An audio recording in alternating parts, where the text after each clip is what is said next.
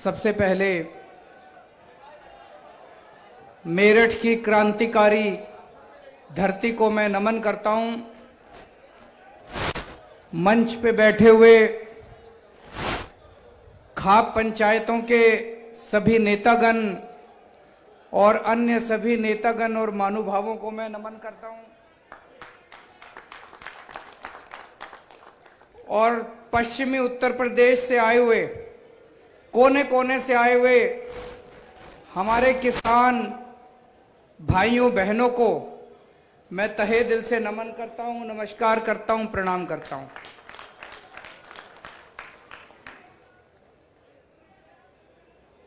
दोस्तों, आज अपने देश का किसान बहुत ज्यादा पीड़ा में है।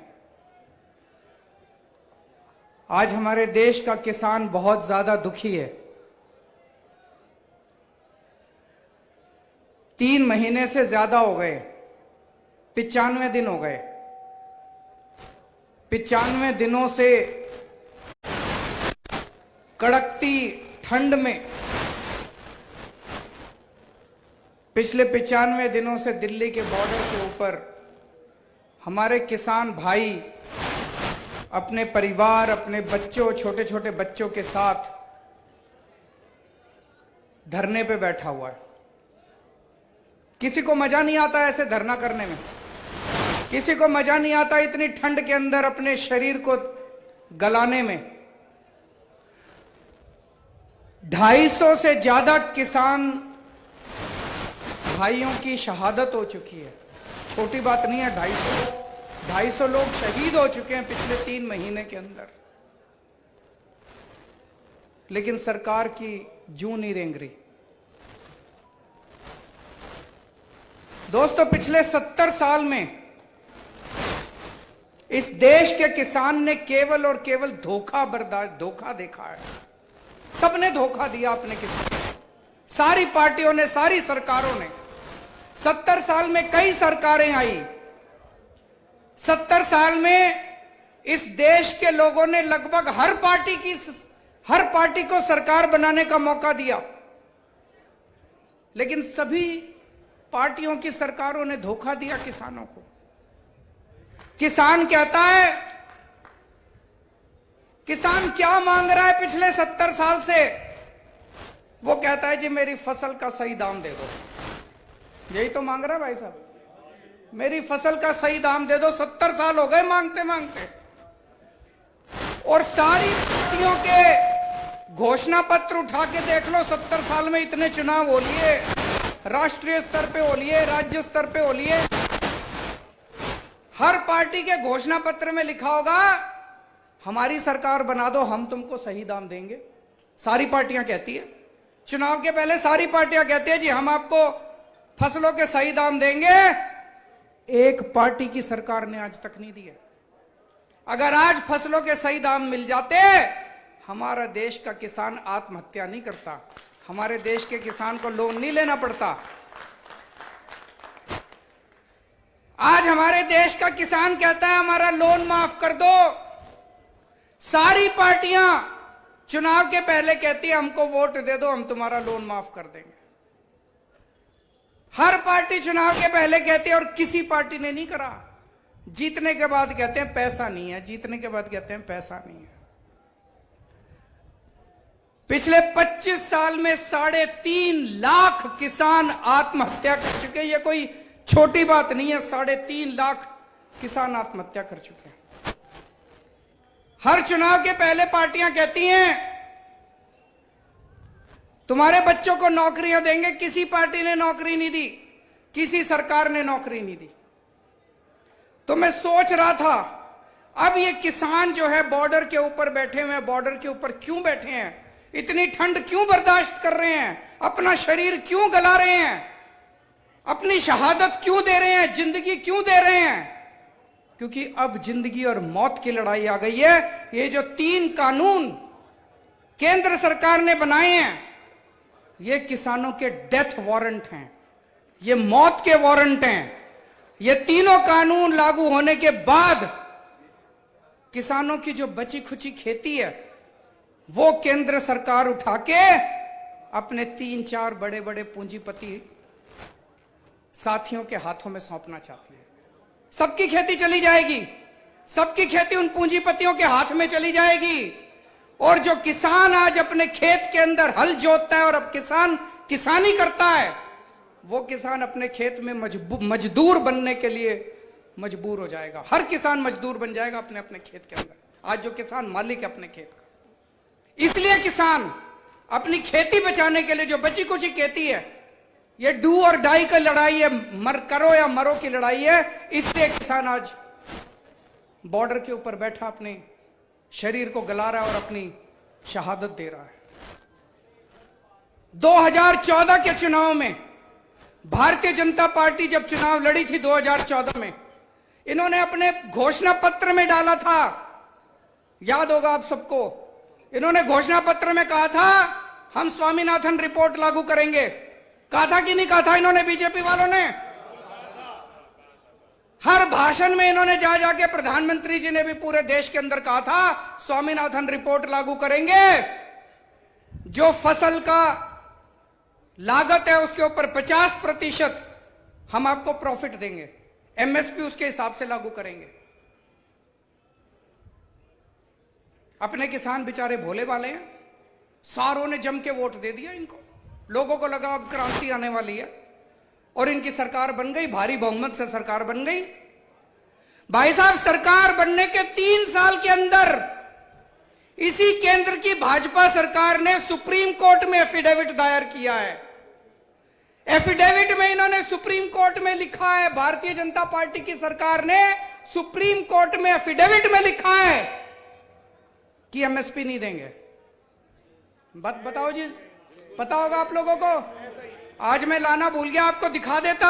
केंद्र सरकार का, भारतीय जनता पार्टी का एफिडेविट सुप्रीम कोर्ट के अंदर 3 साल 2014 में सरकार बनाने के 3 साल के अंदर इन्होंने सुप्रीम कोर्ट में लिख के दे दिया एमएसपी लागू नहीं करेंगे। ये तो धोखा हो गया जी, ये तो पीठ में छुरा घोप दिया, झूठ बोल के वोट ले लिए किसानों के। किसान बेचारे भोले वाले थे, 70 साल से धोखा खा रहे थे। किसानों ने सोचा चलो भाई इस बार ये लोग कह रहे हैं, इनकी बात मान लेते हैं। इनकी बातों में आके किसानों ने वोट दे दिया और उन्होंने धोखा दे दिया।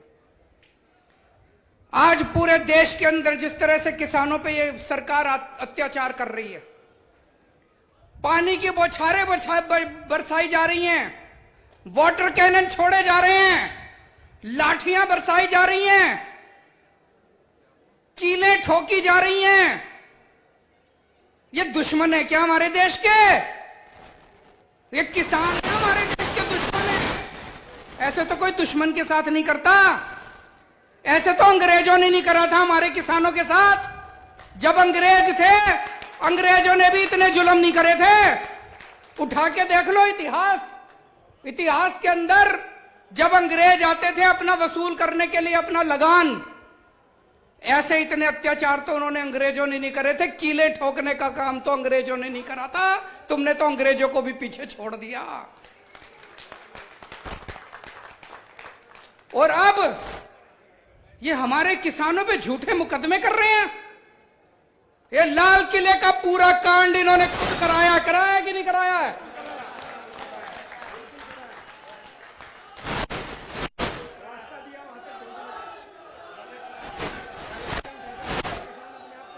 भाई साहब, मैं दिल्ली का मुख्यमंत्री हूं, मेरे पास बहुत लोग आते हैं, उत्तर प्रदेश के लोग भी आते हैं, किसानों के नेता भी आते हैं, पंजाब के लोग भी आते हैं।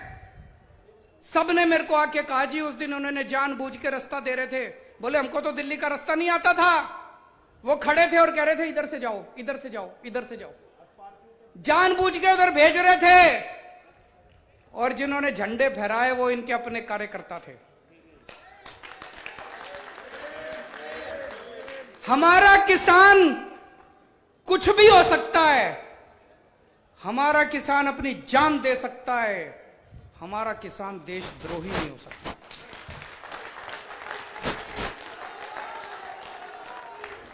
आज ये भारतीय जनता पार्टी की केंद्र सरकार हमारे किसानों पे देशद्रोह के मुकदमे चला रही है। इतनी हिम्मत तो अंग्रेजों ने नहीं करी थी। अंग्रेजों ने हमारे किसानों पे देशद्रोह के मुकदमे नहीं चलाए थे। तुम हमारे किसानों पे देशद्रोह के मुकदमे चला रहे हो।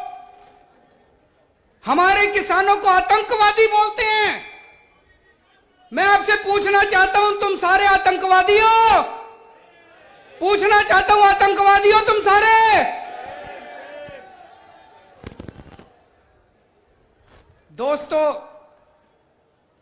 ऐसे हजारों लाखों किसान हैं। एक किसान के 2 बेटे हैं। एक बेटा भाई साहब आपको देश के बॉर्डर पे मिलेगा और दूसरा बेटा आज आपको दिल्ली के बॉर्डर पे मिलेगा।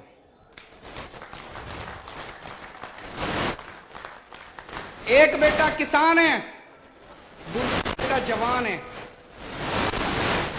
आज जब हमारे देश के बॉर्डर के ऊपर खड़ा हुआ सैनिक देखता है कि ये भारतीय जनता पार्टी वाले और उनकी केंद्र सरकार दिल्ली के बॉर्डर पे बैठे हुए मेरे भाई को और मेरे बाप को आतंकवादी बोल रही है, तो दोस्तों सोच सकते हो उसके सीने पे कितना उसको दुख होता होगा।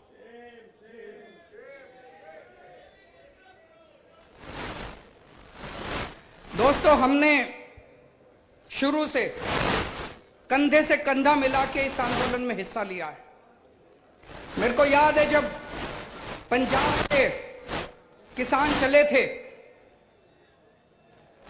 हरियाणा क्रॉस कर रहे थे, जगह जगह उनके ऊपर वाटर कैनन छोड़े गए, बैरिकेड लगाए गए, लाठियां बरसाई गई।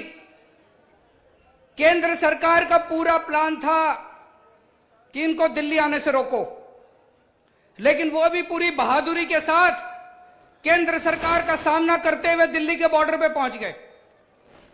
फिर केंद्र सरकार ने प्लानिंग बनाई कि चलो इनको दिल्ली में आ जाने दो। ये दिल्ली में आ गए, उसके बाद इनको सबको पकड़ के जेल में डाल देंगे। केंद्र सरकार ने मेरे पास एक फाइल भेजी। फाइल में लिखा था दिल्ली के 9 बड़े बड़े स्टेडियम को जेल। भाई साहब अपनी कितनी अच्छी है, वो जेल बनाने की पावर मेरे पास है, इनके पास नहीं है।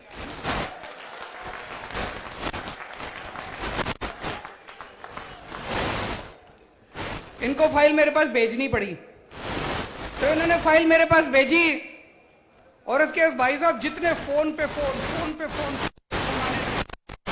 ये फाइल क्लियर। पहले प्यार से बोले, फिर धमकी दी इन्होंने।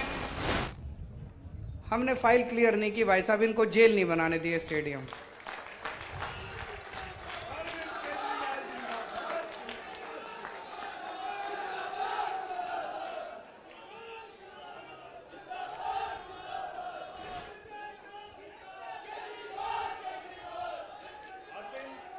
उस टाइम अगर हम ये जेल बन जाने देते स्टेडियम, ये सबको उठा के जेल में डाल देते और जेल में पड़े रहते सारे जने। मेरे को याद है, मैं अन्ना आंदोलन में, जब हम अन्ना आंदोलन में हुआ करते थे तो कांग्रेस ने भी ये सारे स्टेडियम जेल बनाए थे। मैं भी कई दिन इन स्टेडियम में जेल में रह चुका हूं। मेरे को पता था अगर सारे किसानों को उठा के इन्होंने स्टेडियम में डाल दिया, सारा आंदोलन टाइम फिस हो जाएगा, सारा आंदोलन खत्म। हमने अरविंद केजरीवाल, किसान एकता, किसान एकता।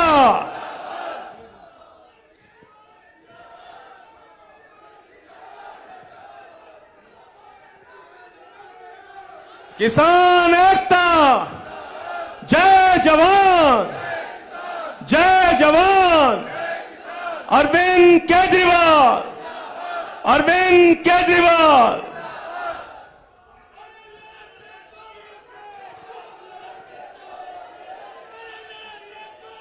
तो दोस्तों, इनको हमने जेल नहीं बनाने दिया। और जब से किसान दिल्ली के बॉर्डर पे आके बैठे हैं, हमारी सरकार की तरफ से, हमारी पार्टी की तरफ से, तन मन धन से हम उनकी पूरी सेवा कर रहे हैं। मेरे सारे विधायक, मेरे सारे मंत्री, हमारे सारे कार्यकर्ता, हमारे सारे सरकार के अफसर उन सबको लगा रखा है। खाना बनाने में, लंगर लगाने में, मैं ये नहीं कह रहा हम ही कर रहे हैं, वहां पे बहुत लोग हैं, कई और संस्थाएं भी कर रही हैं, सारे मिलके कर रहे हैं। लेकिन पानी की व्यवस्था करने में, टॉयलेट की व्यवस्था करने में, वहां पे फ्री वाईफाई की व्यवस्था करी, वो सारी व्यवस्थाएं करने में पूरी मदद कर रहे हैं। जय जवान, जय जवान, अरविंद केजरीवाल। और दोस्तों फिर 28 जनवरी थी ना जी, जब 28 जनवरी की रात को जो कुछ हमने टीवी पे देखा वो यकीन नहीं हुआ। हमारे देश के महान किसान नेता बाबा महेंद्र सिंह टिकैत के सुपुत्र राकेश सिंह टिकैत जी पिछले कितने दिनों से वो गाजीपुर बॉर्डर के ऊपर, दिल्ली के बॉर्डर के ऊपर अपने लिए नहीं कर रहे थे। उनको क्या जरूरत है, भगवान का दिया उनके पास सब कुछ है। वो किसानों के लिए इतने दिनों से अपना शरीर ताप रहे थे, इतना शरीर गला रहे थे, और सरकार ने अपनी पुलिस भेज के, अपने गुंडे भेज के उनके साथ जो व्यवहार किया, उनकी आंखों से आंसू आ गए, वो भावुक हो गए। भाई साहब ये नहीं देखा गया, ये नहीं देखा गया। मैंने पहले संजय सिंह को बोला, संजय सिंह के ने उनको फोन किया, फिर संजय सिंह जी ने मेरी उनसे बात कराई। मैंने राकेश सिंह जी को एक ही बात बोली, मैंने कहा जी आप बिल्कुल चिंता मत करो, आप ये बताओ आपको क्या चाहिए, हम हैं आपके साथ। जय जवान, जय जवान, केजरीवाल, किसान एकता। उन्होंने कहा पानी का इंतजाम करा दो, टॉयलेट का इंतजाम करा दो। हमारे तुरंत विधायकों ने वहां पे पहुंच के रातों रात पानी का, टॉयलेट का, जो जो चीजें उन्होंने कही उन्होंने इंतजाम करा। और हमने कहा आप डटे रहो, हम आपकी पूरी तरह से साथ हैं, हिम्मत मत हारो, बस सारा देश के किसान आपकी तरफ देख रहे हैं। दोस्तों ये बीजेपी वाले घूम घूम के कह रहे हैं, केंद्र सरकार के मंत्री घूम घूम के कह रहे हैं, ये कह रहे हैं एमएसपी है, एमएसपी था, एमएसपी रहेगा, कह रहे हैं ना, चारों तरफ टीवी में रोज सुनते हैं जी। भाई साहब उत्तर प्रदेश के आज इतने किसान आए हुए हैं, पश्चिमी यूपी के, और इतने बड़े बड़े नेता आए हैं। मैं पूछना चाहता हूं उत्तर प्रदेश की एक मंडी बता दो जहां पे एमएसपी पे नहीं मिली, एक मंडी बता दो जी भाई साहब। कहीं नहीं मिली। भाई साहब इतने किसान हैं, जरा हाथ उठा के बता दो सब लोग, बता देना एक मंडी। आज मैं योगी आदित्यनाथ जी से भी पूछना चाहता हूं भाई साहब, एक मंडी उत्तर प्रदेश की बता दो जिस पे एमएसपी पे धान उठता हो या एमएसपी पे एक भी फसल उठती हो। मैं भी देख के आऊंगा, हम सारे चलेंगे देखने। नहीं उठती। वो मंडी देखने चलेंगे जहां पे एमएसपी पे फसल उठती हो। कि झूठ क्यों बोलते हो तुम?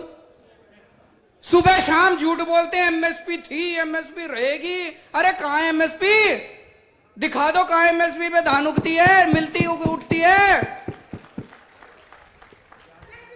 और ये लोग कह रहे हैं जब आप किसान नेता इनसे मिलने के लिए गए थे, इन से केंद्र सरकार से बातचीत चल रही थी, तो किसान नेता जब बाहर निकले तो इनका मंत्री बोला, मैंने देखा सुना टीवी पे, कहता है एमएसपी नहीं दी जा सकती। क्यों नहीं दी जा सकती? कहता है इसमें 17 लाख करोड़ रुपए का खर्चा आएगा। भाई साहब आज आपके सामने मैं पढ़ा लिखा हूं अच्छा खासा। अरविंद केजरीवाल, किसान एकता, काला कानून वापस लो।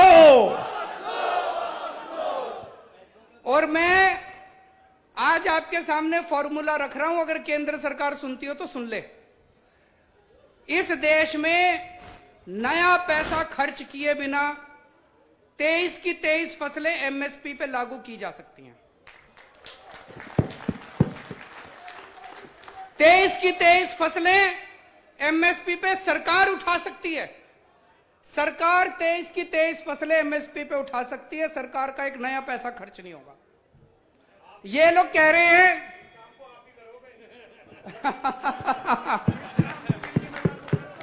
कुलदीप जी कह रहे हैं केजरीवाल जी इस काम को करेंगे। जोरदार तालियां बजा दीजिए पीछे तक खड़े होकर जो समर्थन करते हैं इस बात का, पीछे तक।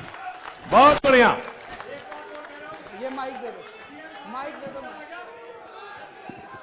मैं एक बात और कह रहा हूं माननीय मुख्यमंत्री जी से, पहला निमंत्रण अन्ना जी का आया, दूसरा राहुल गांधी जी का आया, तीसरा दिल्ली के सीएम का आया, मुझे एडवांस में प्रधानमंत्री का भी निमंत्रण आज दे के जाओ आप।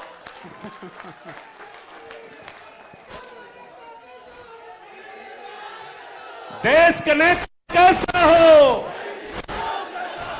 देश का नेता कैसा हो, किसानों का नेता कैसा हो।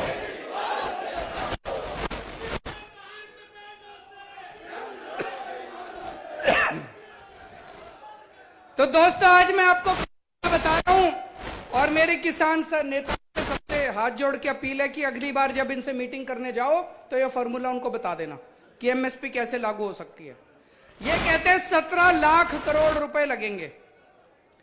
भाई साहब 17 लाख करोड़ रुपए किसान फ्री में नहीं मांग रहा, बदले में किसान आपको फसल देगा, बदले में किसान आपको गेहूं देगा, बदले में किसान आपको धान देगा, बदले में किसान आपको मक्की देगा, बदले में किसान आपको बाजरा देगा, बदले में किसान।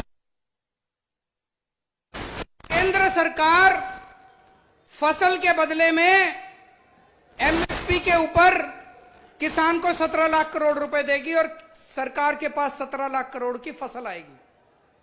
सरकार उस 17 लाख करोड़ की फसल को मार्केट में बेचेगी तो बेच के पैसा तो आएगा सरकार के पास।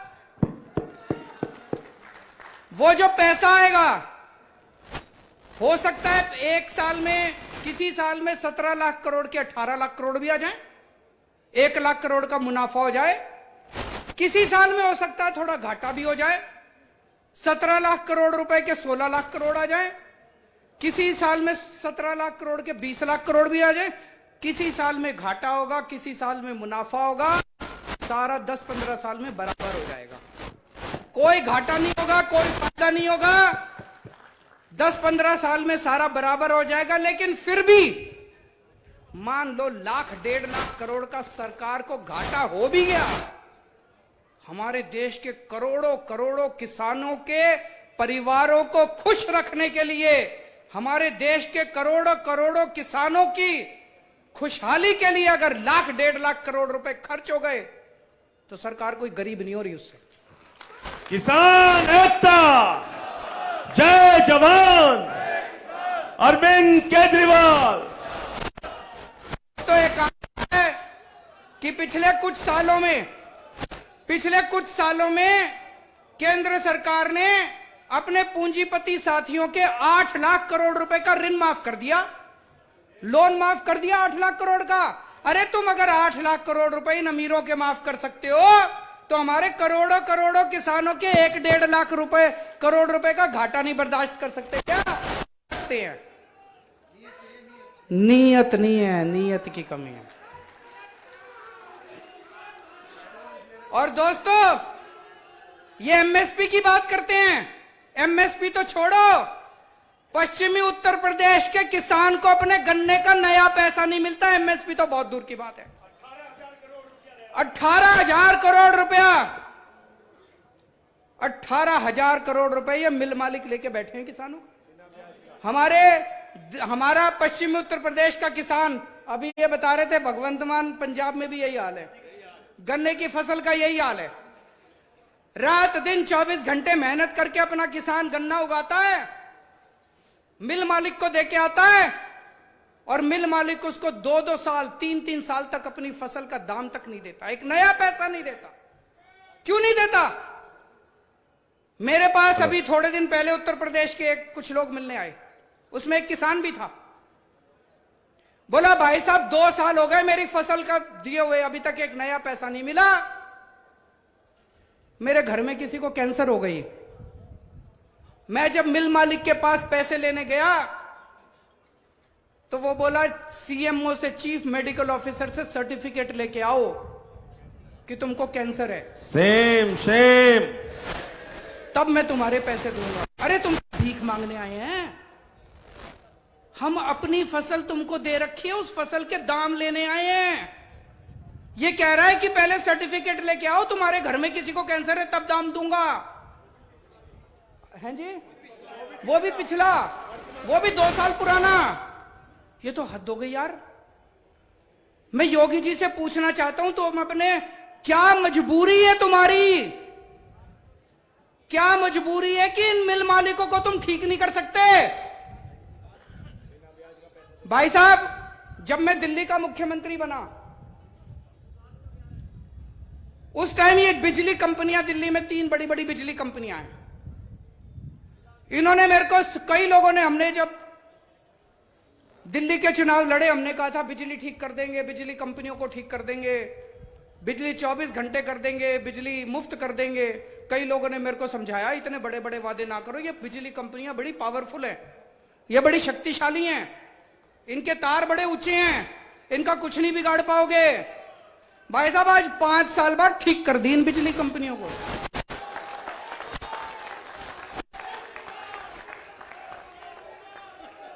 ये क्यों नहीं करती? पहले दिल्ली में 7-7, 8 घंटे के पावर कट लगते थे, 20-20 हजार रुपए के बिजली के बिल आते थे। आज 24 घंटे बिजली आती है और 0 बिजली का बिल आता है। मुफ्त में बिजली मिलती है लोगों को, दिल्ली के लोगों को मुफ्त में बिजली मिलती है जी, 24 घंटे बिजली मिलती है। यही बड़ी बड़ी, पता नहीं क्या कहते हैं लोग, इतनी बड़ी बड़ी कंपनियां हैं, बड़ी पावरफुल कंपनियां हैं। केजरीवाल जी, ये काबू में आने वाली नहीं है, काबू में कर दी। और ये चीनी की कंपनियां, छोटी कंपनियां हैं। भाई साहब कह रहे पैसे खाते हैं इनसे। ये इन पता खवे मिल वालों पता खवे पे बात क्यों बढ़ावांगे? मिल वालों पता पैसे जमा मंत्री का। मैं पूछना चाहता हूं योगी जी, आपकी क्या मजबूरी है कि आपकी पूरी की पूरी सरकार इन चीनी मिल मालिकों के सामने घुटने टेक के बैठी है? अगर आप अपने गन्ना किसानों को, इन मिल मालिकों से पैसे नहीं दिला सकते, तो लानत है तुम्हारी सरकार को।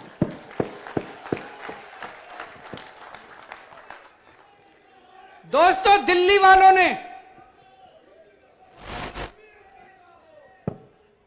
दोस्तों, अगर दिल्ली की बिजली कंपनियां ठीक हो सकती है तो यूपी की चीनी मिलें भी ठीक हो सकती है। अरविंद केजरीवाल, फर्क केवल यह है, सही नीयत वाली सरकार लानी पड़ेगी, अच्छी नीयत वाली सरकार लानी पड़ेगी। और जिस दिन उत्तर प्रदेश में अच्छी नीयत वाली सरकार आ गई, भाई साहब, मैं कह के जा रहा हूं, इधर आप अपने ट्रैक्टर से मिल के अंदर गन्ना छोड़ के आओगे, घर पहुंचोगे, उसके पहले आपके खाते के अंदर अरविंद केजरीवाल